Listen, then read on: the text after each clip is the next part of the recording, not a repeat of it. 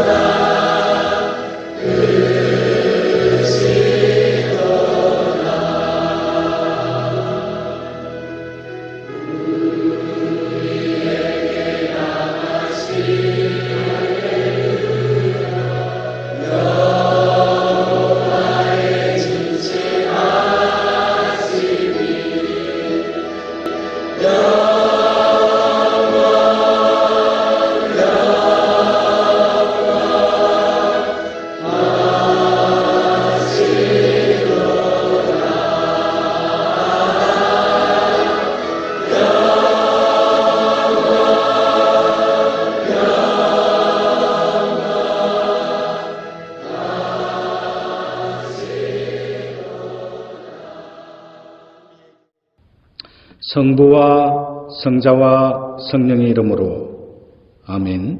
우리가 죄 없다고 하면 이는 자신을 속이는 것이요 진리가 우리 안에 있지 않기 때문입니다. 그러나 우리가 우리 죄를 고백하면 신실하시고 의로우신 하나님께서 우리들의 죄를 용서하시고 모든 불의에서 깨끗하게 해 주실 것입니다. 묵도하면서 지난 한 주간을 돌이키는 참회의 기도를 드리도록 하겠습니다.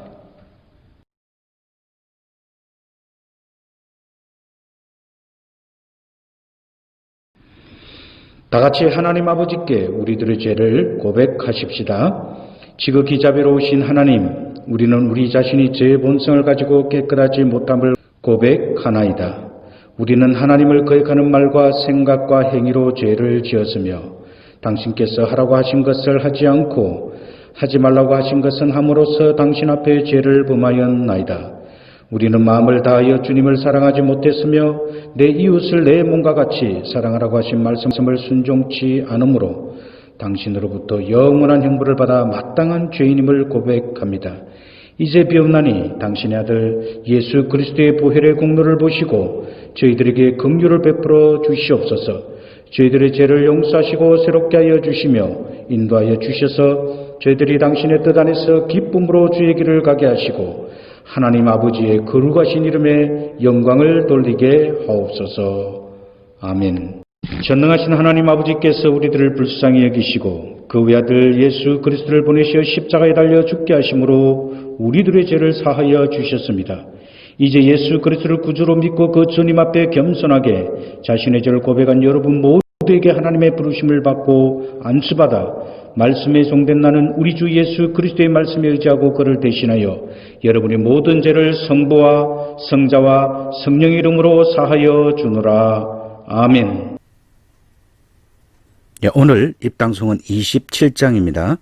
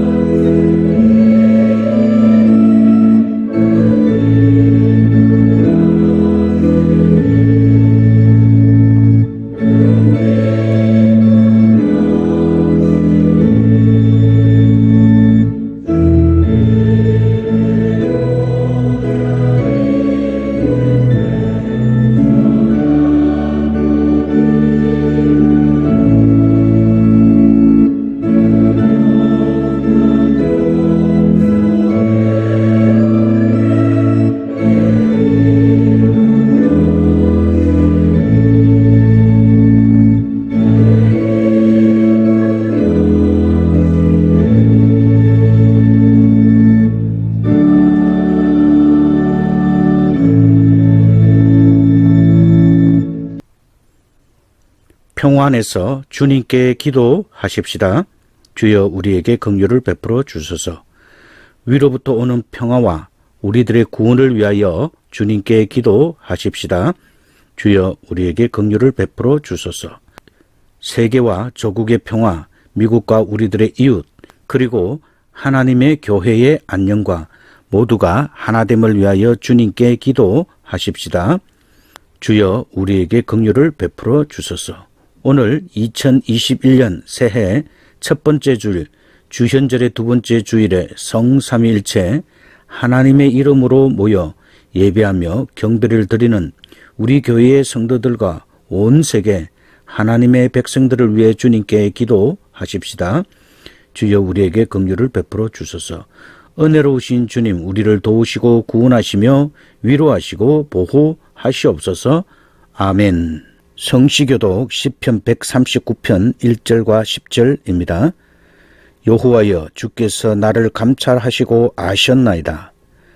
주께서 나의 앉고 일어섬을 아시며 멀리서도 나의 생각을 통촉하시오며 나의 가는 길과 눕는 것을 감찰하시며 나의 모든 행위를 익히 아시오니 여호와여, 내 혀의 말을 알지 못하는 것이 하나도 없으시니이다. 주께서 나의 전후를 두루시며 내게 안수하셨나이다. 이 지식이 내게 너무 귀하니 높아서 내가 능히 미치지 못하나이다. 내가 주의 신을 떠나 어디로 가며 주 앞에서 어디로 피하리이까. 내가 하늘에 올라갈지라도 거기 계시며 엄부에 내 자리를 펼지라도 거기 계시니이다. 내가 새벽 날개를 치며 바다 끝에 가서 거할지라도 다같이 곧 거기서도 주의 손이 나를 인도하며 주의 오른손이 나를 붙드시리이다. 아멘. 송령 5장이 되겠습니다.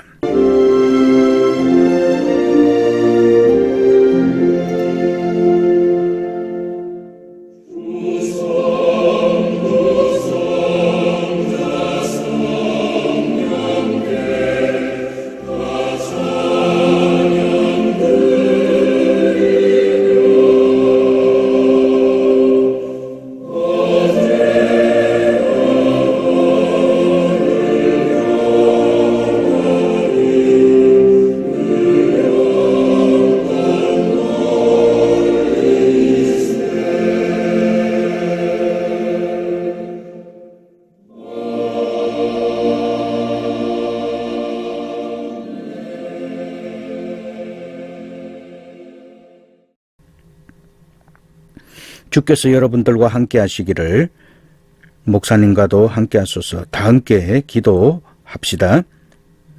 항상 자비로우시며 영광이 가득하신 하나님, 오늘도 당신의 품을 떠나 방황하고 있는 자들을 불쌍히 여기사 그들에게 은혜를 베풀어 주시기를 원하시는 하나님, 그들에게 회개의 마음을 허락하셔서 하나님을 떠난 죄에 대하여 부끄러운 마음이 생기게 하시고 죄에 대하여 약한 자들의 연약함을 깨닫고 회개하고 하나님께로 돌아오게 하시며 변함없는 당신의 진리의 말씀을 굳게 믿고 그 말씀대로 살아가는 축복을 누릴 수 있도록 하여 주시옵소서.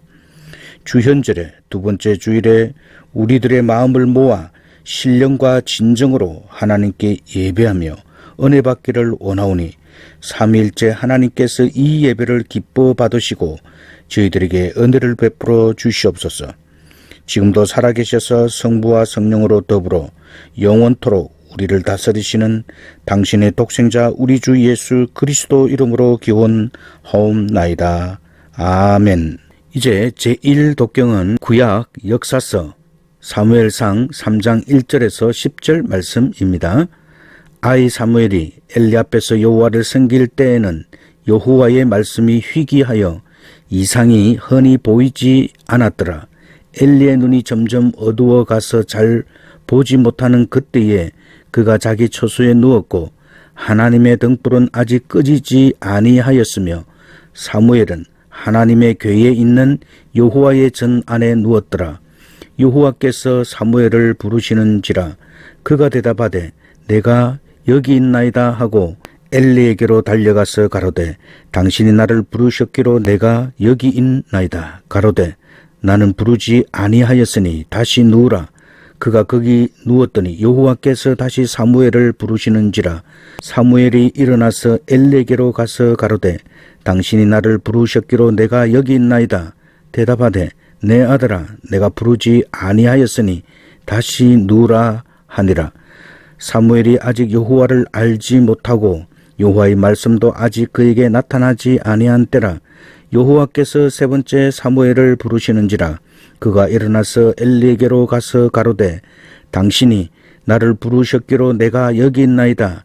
엘리가 여호와께서 이 아이를 부르신 줄 깨닫고 이에 사무엘에게 이르되 가서 누웠다가 그가 너를 부르시거든 내가 말하기를 여호와여 말씀하옵소서 주의 종이 듣겠나이다 하라. 이에 사무엘이 가서 자기 처소에 누우니라. 여호와께서 임하여 서서 전과 같이 사무엘아 사무엘아 부르시는지라. 사무엘이 가로되 말씀하옵소서 주의 종이 듣겠나이다. 제2독경은 신약 서신서 고린도전서 6장 12절에서 20절 말씀입니다. 모든 것이 내게 가하나 다 유익한 것이 아니요 모든 것이 내게 가하나 내가 아무에게든지 제재를 받지 아니하리라. 식물은 배를 위하고 배는 식물을 위하나 하나님이 이것저것 다 패하시리라. 몸은 엄란을 위하지 않고 오직 주를 위하여 주는 몸을 위하시느니라. 하나님이 주를 다시 살리셨고 또한 그의 권능으로 우리를 다시 살리시리라. 너희 몸이 그리스도의 지체인 줄 알지 못하느냐. 내가 그리스도의 지체를 가지고 창기의 지체를 만들겠느냐. 결코 그럴 수 없느니라. 창기와 합한 자는 저와 한 몸인 줄 알지 못하느냐. 일러서되 둘이 한 육체가 된다 하셨나니 주와 합하는 자는 한 영이니라. 음행을 피하라. 사람이 범하는 죄마다 문 밖에 있거니와 음행하는 자는 자기 몸의 죄를 범하느니라. 너희 몸은 너희가 하나님께로부터 받은 바 너희 가운데 계신 성령의 전인 줄 알지 못하느냐. 너희는 너희 것이 아니라 값으로 산 것이 되었으니 그런즉 너희 몸으로 하나님께 영광을 돌리라. 이것은 하나님의 말씀입니다. 하나님께 감사합니다. 오늘 이정숙 사모님께서 우리를 위해서 기도해 주시겠습니다.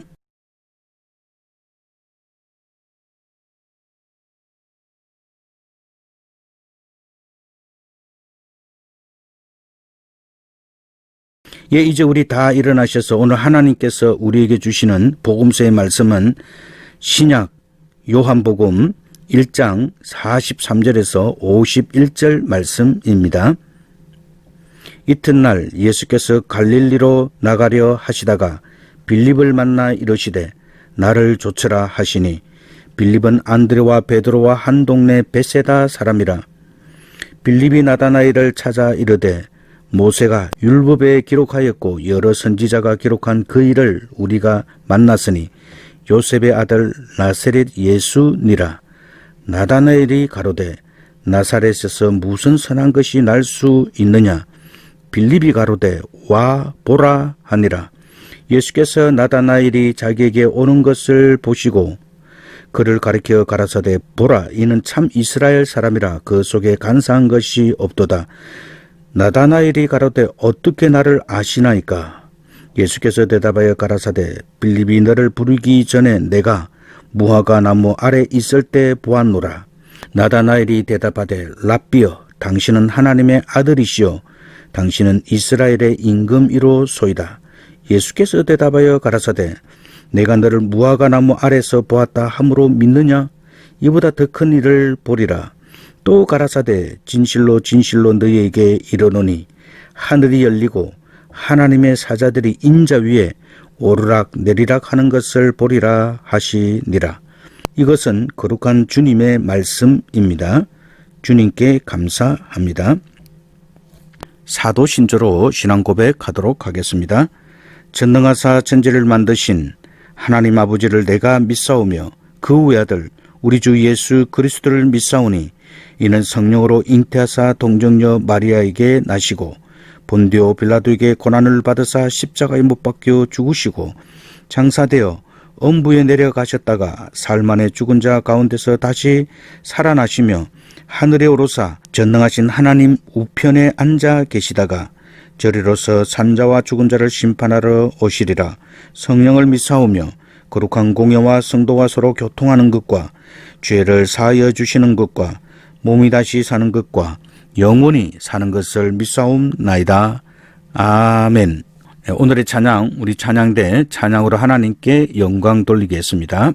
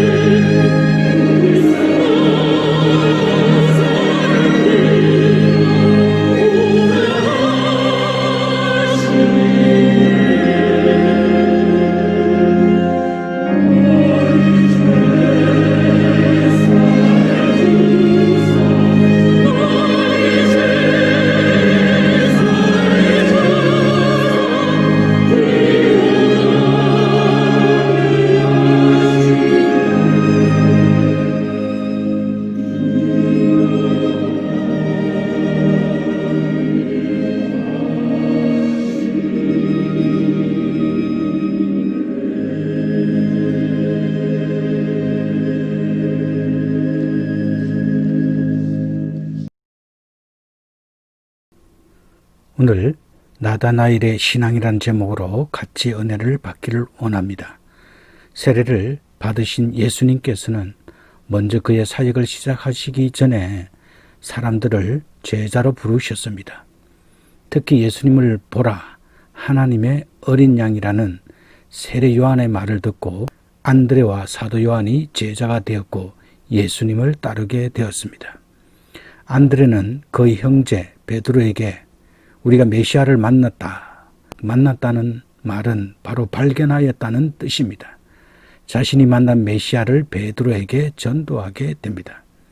그리고 예수님은 갈릴리 지방으로 가시다가 도중에 벳세다에서 빌립을 만나게 되었습니다. 벳세다는 후에 한 어린아이가 보리떡 5개와 물고기 2마리를 예수님에게 드렸고 그것으로 5,000명이 배불리 먹었던 장소로 유명합니다. 예수님께서는 빌립을 보시고 나를 좇으라 하시고 제자로 부르셨습니다. 그리고 빌립이 나다나엘을 전도하게 됩니다. 빌립과 다른 제자들의 부르신 이야기는 요한복음에서는 간단하게 기록되었지만 나다나엘의 이야기는 자세하게 기록하고 있습니다. 요한복음을 기록한 요한은 나다나엘이라는 인물을 통하여 우리에게 신앙의 참 모습이 무엇인지 말하고 있습니다. 나다나엘, 이 이름의 의미는 하나님이 주신 선물이라는 뜻입니다. 예수님께서 나다나엘의 순수하고 거짓 없는 그의 믿음을 칭찬하였습니다. 그가 받은 칭찬의 내용이 바로 우리가 어떤 신앙을 가지고 하나님 앞에 살아야 할지를 보여주고 있습니다. 초대교회 사람들은 나다나엘이 예수님의 12제자 중 하나인 바돌로메라고 생각하였습니다. 바돌로메의 아버지는 아마도 돌로메였을 것입니다. 왜냐하면 이름 앞에 붙어있는 바라는 글자는 아들이라는 뜻을 담고 있는 경우가 많았습니다. 예수님께서 바요나 시모나라고 부르셨을 때 요나의 아들 시모나이라는 뜻입니다. 소경 바디메오도 디메오의 아들로 알려져 있습니다. 먼저 예수님으로부터 부름받은 빌립이 나다나엘에게 가서 예수님을 소개합니다. 우리가 모세가 율법에 기록하여 있고 여러 선지자가 기록한 그분을 만났는데 그는 나사렛 출신으로 요셉의 아들 예수라고 확신 있게 말하였습니다.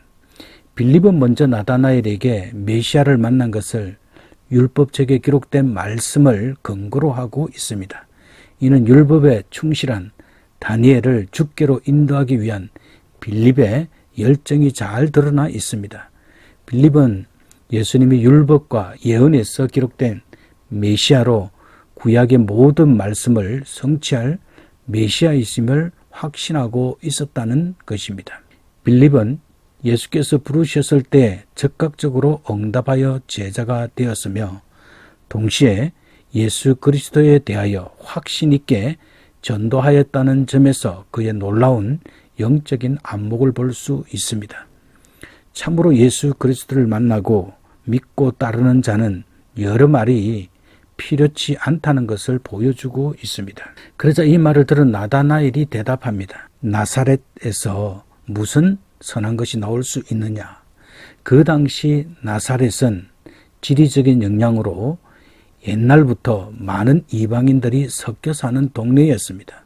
또 나사렛은 갈릴리 지방에 속한 아주 이름 없는 마을이므로 그곳에서 메시아가 태어날 수 없다는 것입니다.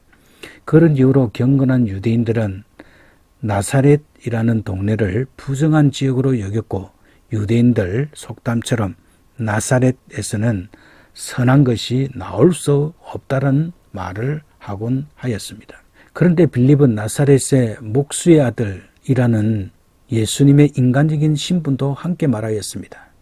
당시 구약 성경에 능통한 이들은 메시아가 유대 땅 베들레헴에서 난다는 예언을 잘 알고 있었는데 나사렛 출신이라고 말하니까 나다나엘은 그렇다면 메시아가 아니지 않느냐고 반문한 것입니다. 예수님이 베들레헴에 출생하였다가 애굽으로 피신하신 후에 나사렛에서 자랐다는 사실을 모르는 그릇은 어쩌면 당연한 반응을 보인 것입니다. 그러나 동료 빌립이 와서 보라고 하는 근유에 따라 나섰습니다. 와서 보라라는 것은 단순히 만나서 이야기를 나누며 교제하라는 뜻이 아닙니다. 이는 율법적인 논리보다는 성육신하신 예수님을 직접 와서 보라는 의미입니다. 율법과 선지자들이 예언한 것을 잘 알고 있는 내가 반발하는 것은 충분히 타당하지만 이분을 만나면 너의 생각이 완전히 달라질 것이라는 확신을 나타낸 것입니다. 우리는 가끔 어떤 분을 전도할 때에 구태여 설득하거나 권면하거나 토론하거나 반발할 필요가 없다는 것을 알 수 있습니다. 먼저 제자가 되어 따르고 있는 빌립은 벌써부터 예수님으로부터 신적인 권능을 충분히 체험했던 것입니다. 따라서 내가 만나보기만 하면 내 생각이 완전히 달라질 것이라고 확신한 가운데 권면한 것입니다. 와서 보라는 빌립의 말을 듣고 예수님을 만난 나다나엘은 그의 참된 신앙이 인정을 받게 됩니다. 주님과의 진정한 만남은 우리들의 참 모습인 내면이 드러나게 됩니다. 예수님은 나다나엘을 보자마자 너는 참 이스라엘 사람으로 너에게 간사한 것이 없다고 말씀하십니다. 이는 나다나엘을 처음 만났지만 그의 인격을 통찰하는 예수 그리스도의 신성이 잘 나타난 구절입니다. 그래서 나다나엘이 깜짝 놀랐습니다. 처음 뵙는 분인데 어떻게 나를 아십니까? 라고 묻게 되었습니다. 예수님께서 빌립이 너를 부르기 전에 내가 무화과나무 아래에 있는 것을 내가 보았다. 이 말을 듣고 나다나엘은 예수님을 하나님의 아들이시여 이스라엘의 임금이라고 신앙을 고백하게 됩니다. 다시 말하면 예수님이 누구신지 깨닫게 되었다는 것입니다. 그리고 예수님이 무화과나무 아래 있다는 것을 보았다는 말은 이미 나다나엘을 제자로 지목하였다는 뜻이기도 합니다. 대체 무슨 일이 나다나엘에게 일어난 것일까요? 예수님은 사람의 내면을 잘 아신다는 것을 알 수 있습니다. 우리는 예수님에 대해 잘 모르지만 예수님은 언제나 우리를 잘 아십니다. 나의 이름을 알고 계시며 나의 행한 과거와 현재와 심지어 미래까지도 잘 아시는 분이십니다. 그래서 나다나엘처럼 우리가 예수를 만나게 될 때 내 안에 감춰져 있는 내면의 진정한 나의 모습이 드러나게 되는 것입니다. 사실 나 자신을 나도 알기 어려운 것입니다. 나를 알고 있는 주변의 사람들이 나를 알고 있는 모습이 진정한 나의 모습이 아닐 수도 있으며 어떤 경우에는 나보다 다른 사람들이 더 나를 잘 알 수도 있습니다. 따라서 우리가 주님 앞에 나아가야 하는 이유는 우리 자신의 참된 모습을 발견할 수 있기 때문입니다. 왜냐하면 이것이 바로 참된 나의 모습이기 때문입니다. 대부분의 사람들을 보면 큰 고민 없이 그 시대의 정신의 가치관을 따라 그 속에서 적응하며 살아가며 성공하고 행복하기를 원합니다. 그러나 참된 믿음의 사람들은 타락한 세상에 온전히 자신을 의지하여 살지 않으며 순응하지 않습니다. 늘 깨어있는 신앙으로 허탄한 세상 풍속을 멀리하며 하나님 나라의 가치관을 가지고 이 땅에 그 나라가 이루어지기를 기도하며 말씀을 따라 살아가는 사람들입니다. 진실로 하나님 나라를 기다리는 사람들입니다. 그들은 무화과나무 아래 있는 자들로 늘 자신이 하나님과 교제하는 골방에서 날마다 기도하며 하나님을 만나는 사람들입니다. 그 당시 언젠가 때가 차서 메시아가 오시게 되면 제일 먼저 무화과 나무 아래로 오셔서 거기서 기도하는 사람들을 만날 것이라고 믿고 있었습니다. 따라서 참된 이스라엘 사람들은 불의한 세상과 타협하며 사는 사람들을 보며 문제의식을 가지고 있었던 사람들이었습니다. 그래서 하나님이 다스리시고 참되고 거룩한 세상을 꿈꾸는 깨어있는 사람들은 수시로 무화과나무 아래로 나아가 기도하였습니다. 나다나엘은 바로 그런 소수의 사람들 중 한 사람이었던 것입니다. 특히 참과 반대되는 간사함이라는 단어를 통하여 나다나엘의 성품을 잘 나타내주고 있습니다. 참이란 말은 극과 속이 하나로 진지함을 뜻하는 말이며 간사는 고기를 낚기 위한 미끼로 속임수나 간기를 뜻하는 말로 쓰여진 것입니다.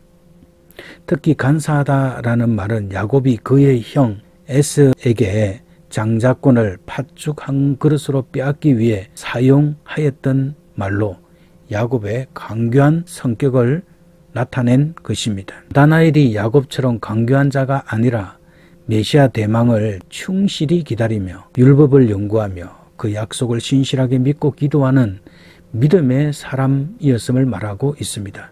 시편 기자는 마음에 간사가 없는 자가 복이 있다고 말하였습니다. 성경은 야곱을 간사한 사람으로 말하고 있습니다. 야곱은 간사한 방법으로 그 형의 장자권을 취하여 하나님의 복을 받기를 원하였습니다. 그러나 그는 그의 형 에스의 위협을 피해 혈혈단신 이방 땅으로 도망갈 수밖에 없었습니다. 그런 그에게 하나님은 나타나시게 되었습니다. 창세기 28장 12절과 15절에 보면 꿈에 본 적 사닥다리가 땅 위에 섰는데 그 꼭대기가 하늘에 닿았고 또 본 적 하나님의 사자가 그 위에서 오르락 내리락 하고 또 본 적 여호와께서 그 위에 서서 가라사대 나는 여호와니 너의 조부 아브라함의 하나님이요 이삭의 하나님이라. 너의 누운 땅을 내가 너와 내 자손에게 주리니 내 자손이 땅의 티끌까지 되어 동서남북에 편만할지며 땅의 모든 족속이 너와 내 자손을 인하여 복을 얻으리라.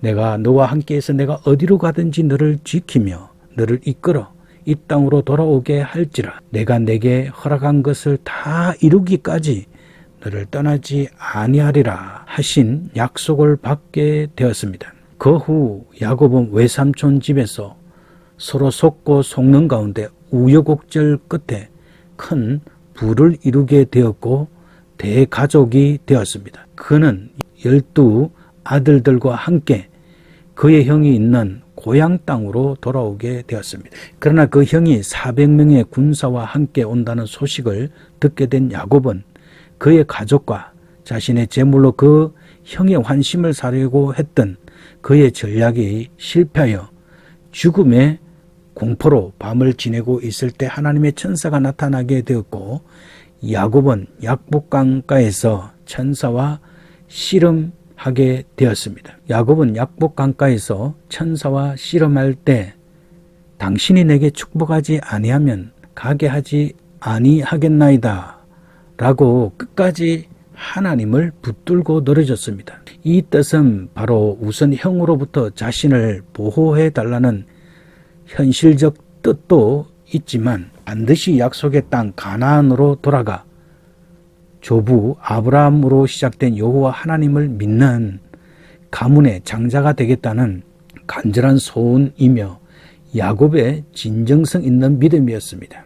이는 하나님의 언약을 자식들의 후손에게까지 이어주겠다는 그의 간절한 바람이었습니다. 그래서 그 약속을 분명하게 하려고 하나님의 사자에게 간청하고 있는 것입니다. 그의 후손이 가나안 땅에 들어와 아브라함에게 주신 언약대로 복의 근원이 될 수 있도록 기도하고 또 기도하였던 것입니다. 이렇게 해서 받은 이름이 이스라엘로 하나님과 겨루어 이겼다 또는 하나님이 함께하는 사람 또는 하나님의 장자라는 뜻입니다. 그래서 야곱과 12 아들들이 이스라엘의 각 지파의 선조가 되는 복을 얻게 되었고 새로 얻은 자기 이름이 바로 민족과 나라 전체의 이름이 되었습니다. 다시 말하면 야곱은 이전까지는 자신의 간사함을 인하여 험난하고 힘들고 아픈 삶을 살았지만 야복 강가에서 여호와의 사자와 씨름하여 이긴 사람이 되었습니다.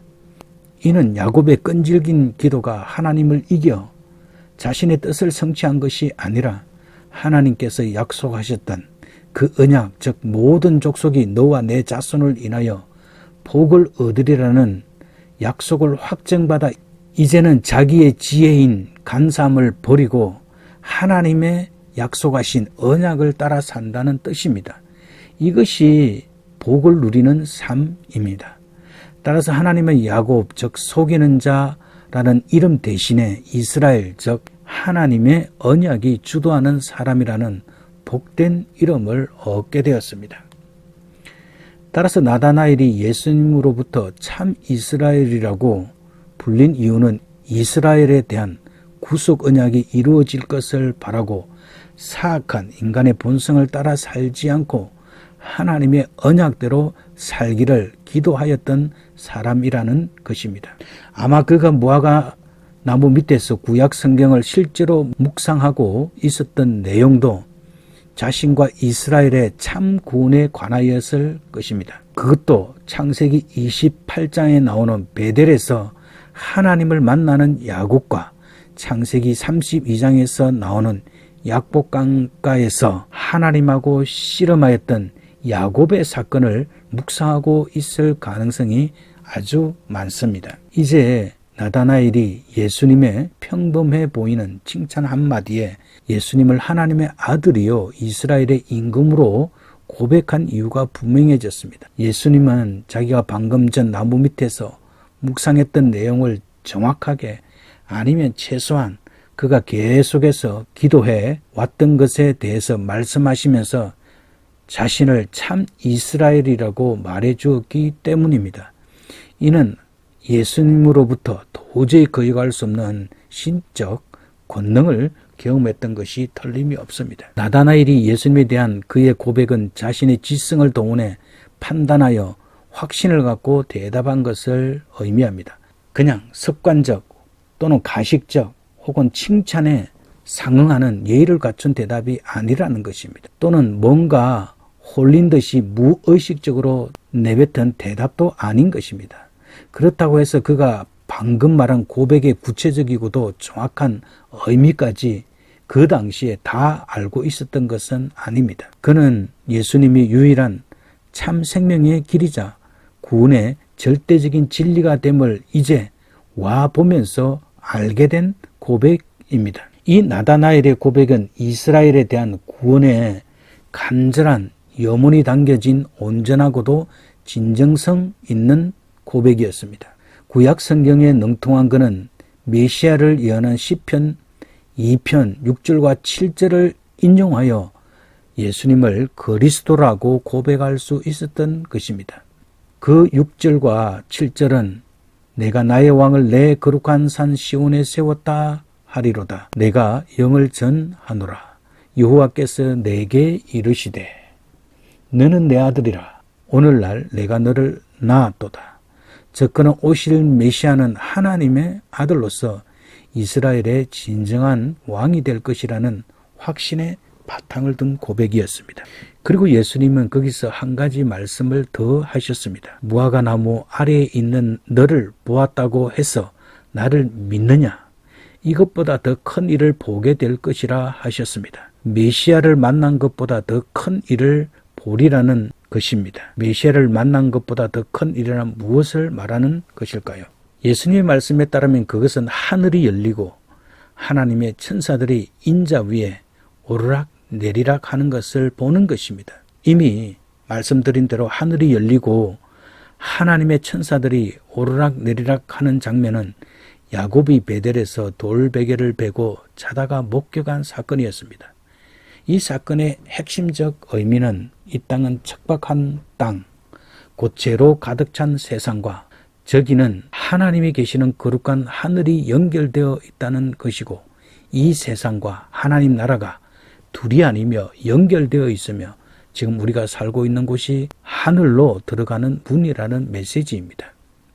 예수님은 어떤 분이십니까? 하나님이시지만 이 땅에 육신을 입고 오신 분입니다. 하늘로부터 땅으로 내려오셔서 이 땅에 많은 사람들에게 하나님 나라를 열어 보여주신 분입니다. 죄와 사망으로 어두운 이 땅, 이 세상에 오셔서 하나님 나라의 삶을 가르쳐 주셨습니다. 하늘이 열리고 하나님의 천사들이 인자 위에 오르락 내리락 한다는 것은 바로 예수님이 하늘과 땅을 연결해 주는 야곱의 사닥다리와 같은 분이라는 것이며 그 사닥다리를 타고 하늘에서 내려오신 분으로 하늘과 땅을 이으시는 중보자이시라는 뜻입니다. 그리스도인으로 예수님이 야곱의 사닥다리라는 사실을 깨닫는 것은 매우 중요한 일입니다. 우리가 믿는 예수님은 이 세상으로부터 멀리 떨어져 저 하늘에서 거룩한 보좌에 앉아 세상을 통치하는 분이 아니라 친히 사다리를 타고 이 땅에 내려오셔서 하늘과 땅을 이어주신 분입니다. 거룩하시고 흠 없으신 분으로 하나님의 아들로 하늘에만 머무시는 분이 아니라 죄악 많고 악이 가득한 세상에 기꺼이 자신의 몸을 희생제물로 드려 우리를 구원하기 위해 오신 분이 바로 예수님이십니다. 기독교 신앙은 하늘 영광을 버리시고 이 땅에 사다리를 타고 내려오셔서 죄인들을 구원하신 것을 믿는 것입니다. 이스라엘 선조들은 구원의 언약, 즉 십자가의 복음으로 구원받는 약속을 믿고 있었습니다. 구약시대 믿음의 사람들에게는 그 약속이 마치 옛날 거울로 보는 것 같이 희미하게 이해되었지만 이제 하늘에서 독생자로 오신 예수님을 통해 우리는 하나님이 어떤 분이신지, 그의 사랑이 얼마나 놀랍고 큰지, 그리고 누구에게나 차별 없이 사랑을 십자가에서 확실히 보여주셨다는 것을 알게 되었습니다. 예수님은 십자가에서 인간의 모든 죄를 감당하시고 죽으시고 부활하심으로 완전한 구원을 이루셨습니다.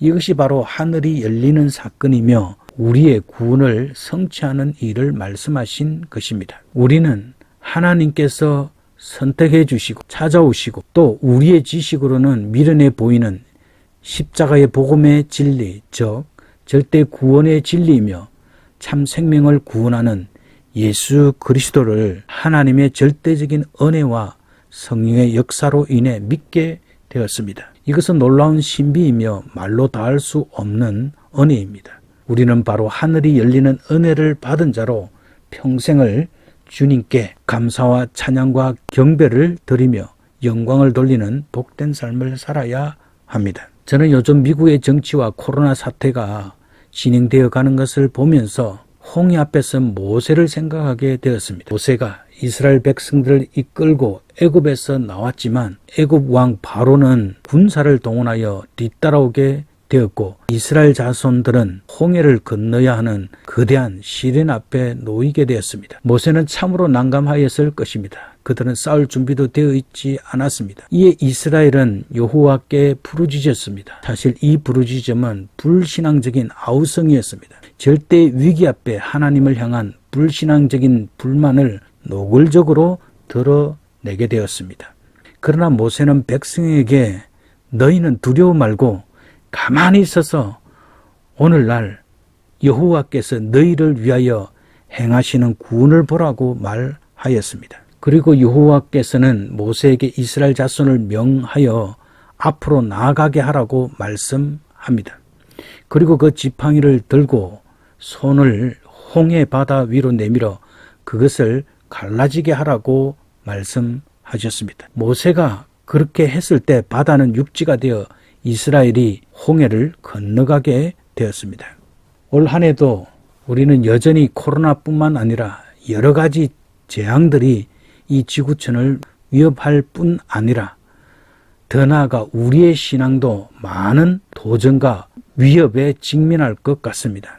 그러나 우리는 역사를 주관하시고 섭리하시고 인도하시는 하나님의 손길 아래 우리의 삶을 맡기고 앞으로 나아가야 합니다.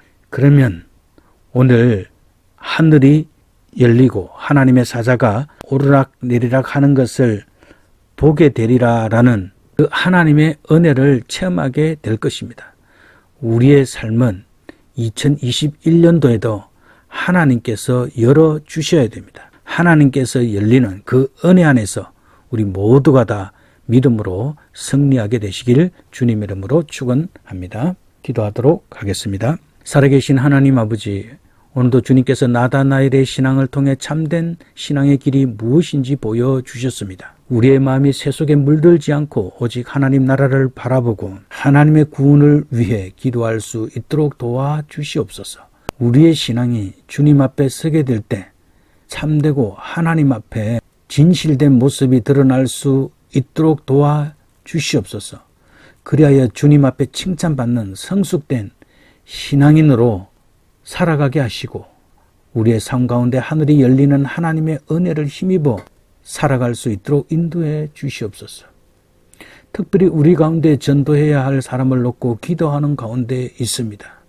계속 기도할 수 있도록 도와주시고 하나님께서 때를 주시어 와보라 라고 담대히 말할 수 있도록 주님께서 우리들을 인도해 주옵소서. 특별히 원로 목사님을 위해 기도합니다. 코로나 바이러스로부터 이길 수 있도록 하시고 강건함을 허락해 주시옵소서. 주님께서 능력의 팔로 붙들어 주셔서 치료의 광선을 비춰 주셔서 회복될 수 있도록 주님께서 강한 능력으로 붙잡아 주시옵소서. 우리 모든 성도들이 힘을 다하여 간절한 마음으로 무시로 기도하고 있습니다. 우리의 기도를 응답하여 주시옵소서. 그리고 우리의 모든 권속들이 주님의 돌보신 가운데 이 위기들을 잘 이겨나갈 수 있게 은혜를 베풀어 주옵소서. 고요한 가운데 기도하며 잠잠히 하나님의 음성을 들으며 평안함을 누리게 하옵소서. 감사합니다. 예수 그리스도의 귀하신 이름으로 기도드립니다. 아멘. 예, 이제 우리 헌신의 찬송 276장 드리도록 하겠습니다.